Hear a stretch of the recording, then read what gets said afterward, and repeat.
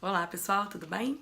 Vamos falar rapidinho da Lei 13.654 de 2018, aquela que alterou os delitos de roubo e furto. Muita gente fez muito barulho com relação ao que envolve a qualificadora no caso do emprego de artefato explosivo, tanto ao crime de furto quanto ao crime de roubo. Mas pouca gente prestou atenção no que aconteceu com essa lei. Bom, a Lei 13.654 de 2018 revogou o parágrafo 2º, inciso 1, do artigo 157 do Código Penal, aumento de pena para o crime de roubo no caso de emprego de arma. A jurisprudência sempre entendeu pela expressão arma num termo mais abrangente, envolvendo a arma própria, que é a arma de fogo, e a arma imprópria. O que aconteceu? Esse artigo 157, parágrafo 2º-A, ele traz uma majorante, ou seja, uma causa de aumento de pena maior do que a prevista no parágrafo 2º, inciso 1. Só que esse parágrafo 2º-A contemplou apenas a arma de fogo e silenciou com relação à arma imprópria. O que é uma arma imprópria? É aquela arma que ela é utilizada para diminuir a capacidade de resistência da vítima num crime de roubo, mas ela não foi fabricada com o propósito de ser uma arma. Então a gente pode usar o caco de vidro como exemplo, a gente pode pegar uma faca. E aí, teria então havido uma situação mais benéfica para o indivíduo. Bom, você assistiu a explicação, então, com relação à hipótese da revogação do parágrafo 2º, inciso 1, e o novo aumento de pena previsto no parágrafo 2º-A do artigo 157, que engloba somente a arma de fogo. E aí nós vimos, então, que com relação às armas impróprias ou armas brancas, a gente teria uma nova lei mais benéfica. Mas essa lei, ela está tendo a sua constitucionalidade questionada. Por quê? Porque houve aqui uma inconstitucionalidade formal com relação a essa lei. O que seria isso? O que aconteceu? Bom, a gente sabe, em primeiro lugar, que o reconhecimento da inconstitucionalidade não necessariamente vai ser por ofensa direta à Constituição no que diz respeito ao conteúdo daquela norma. Mas a gente sabe que uma lei, ela precisa observar o sistema bicameral e tem que seguir o processo legislativo previsto na Constituição. Vamos entender o que aconteceu com essa lei. Quando ela era um projeto de lei, o projeto de lei estava prevendo a revogação, como a gente teve, do parágrafo 2º, inciso 1. Por quê? Porque eu teria contemplado no parágrafo 2º-A o emprego da arma de fogo.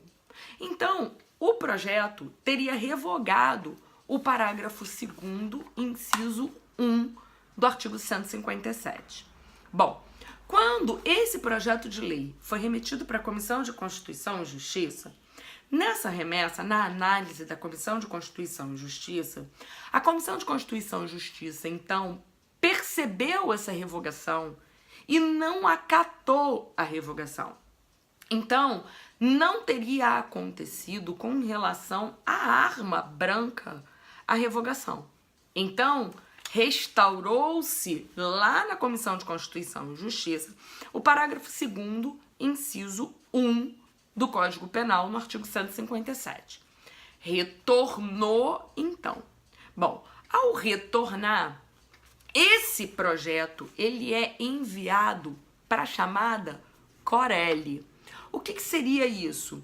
É um órgão, uma comissão de revisão legislativa. Então, acontece uma revisão da lei.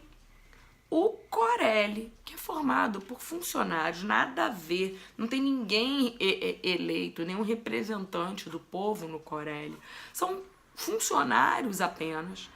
Eles acharam que havia ali uma redundância em manter o parágrafo 2º, inciso 1, e o parágrafo 2º-A. Então, por liberalidade deles, eles foram lá e suprimiram o parágrafo 2º-A. Foi o parágrafo 2º-1. Isso mesmo. Eles suprimiram o parágrafo 2º, inciso 1 do artigo 157.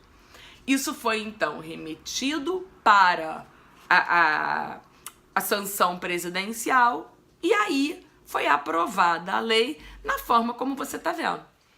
Isso tem, sim, uma inconstitucionalidade formal. Porque a partir do momento em que ocorre uma alteração na lei, ainda que isso volte para a Câmara dos Deputados, ainda que isso passe pelo presidente, nosso sistema é bicameral. A gente teria novamente que ter a remessa disso daí para o Senado, a gente teria que ter novamente o trâmite de aprovação, o que não aconteceu. Então, nesse caso, repara, nessa circunstância, essa supressão, após ter passado pela Comissão de Constituição e Justiça, tornou essa lei inconstitucional. Há juízes que já estão reconhecendo isso na modalidade de inconstitucionalidade, mas pela via incidental e não inconstitucionalidade pela via direta. Claro, porque não há legitimidade para isso. Então, o Tribunal de Justiça de São Paulo, salvo engano, também já reconheceu a inconstitucionalidade em um julgamento na Câmara. E aí o que a gente sabe? Quando isso acontece, pelo princípio da reserva de plenário, os autos devem ser remetidos ao órgão especial. Então, suspende-se aquele trâmite, os autos são remetidos ao órgão especial, de forma que haja, então, o julgamento da inconstitucionalidade daquele dispositivo ou não. Vamos aguardar, né? Beijo pra vocês e até a próxima.